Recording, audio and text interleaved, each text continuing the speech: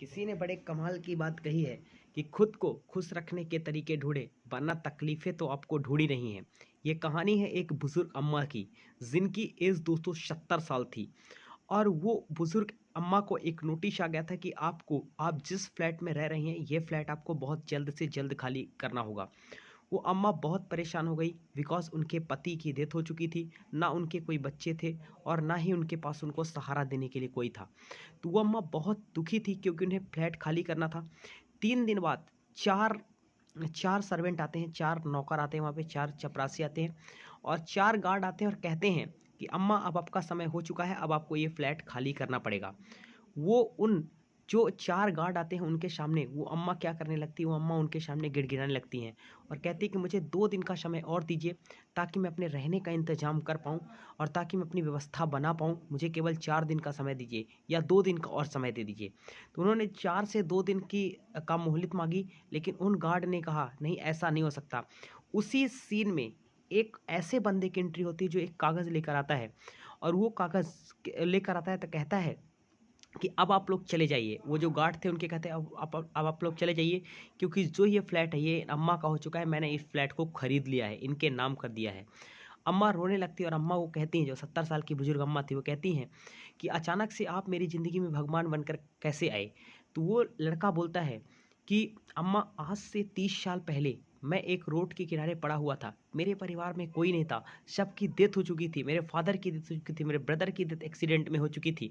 उस समय मैं पैसों के लिए गिड़गिड़ा रहा था कि अगर मुझे कुछ पैसे मिल जाएँ, मेरी मदद हो जाए तो मैं अपनी पढ़ाई को आगे बढ़ा सकूँ और किसी सेक्टर में बेहतर कर सकूँ।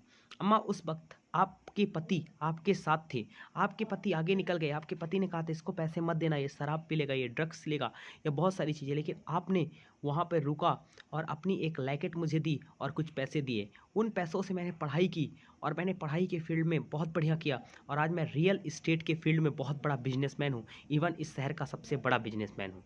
तो अम्मा इस बात को सुनकर बहुत खुश होती हैं और वह लैकेट उन अम्मा को वह लौटाता है और कहता है ये लॉकेट जो आपने मुझे लकी चार्म के रूप में दिया था, यही लॉकेट अब आपको लकी चार्म के रूप में काम करेगा और आप अब मज़े से रहिए इस फ्लैट में, आपको फ्लैट खाली करने की कोई ज़रूरत नहीं है, अब आप इस फ्लैट की मालकिन हैं। अम्मा बहुत खुश होती हैं।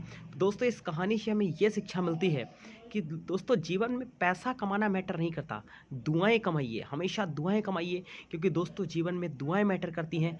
सब यहीं का यहीं धरा रह जाना है दोस्तों, और जो चीज़ें आपके साथ जानी हैं वो दुआएँ जानी हैं। तो मैं आपसे यही रिक्वेस्ट करूँगा कि पैसे जीवन में बहुत मैटर नहीं करते दोस्तों, आप हमेशा लाइफ में दुआएँ कमाइए, लोगों का भला करते चलिए, लोगों की मदद करते चलिए। अगर आप दुआएँ कमाते हैं तो दोस्तों नीचे वाला इंसान आपका कुछ बिगाड़ नहीं सकता और ऊपर वाला आपको हमेशा बना देगा।